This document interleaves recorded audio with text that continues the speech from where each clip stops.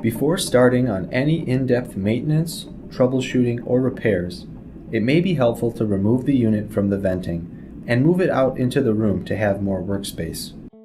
Always ensure your stove is shut off, cool, and unplugged before cleaning, troubleshooting, or replacing any parts. To replace the igniter, start by removing the right side panel. Then, disconnect the igniter leads. From the front, remove the burn pot to access the igniter. Remove the screw holding in the igniter assembly bracket.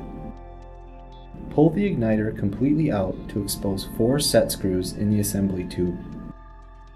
Using a hex key or Allen wrench, slightly loosen the screws and remove the igniter.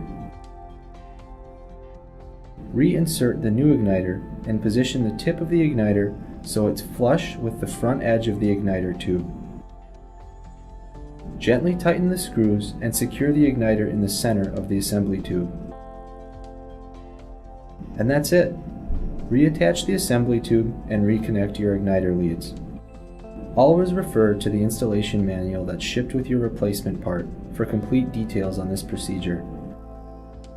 If you have additional questions, contact the PelPro Consumer Care Department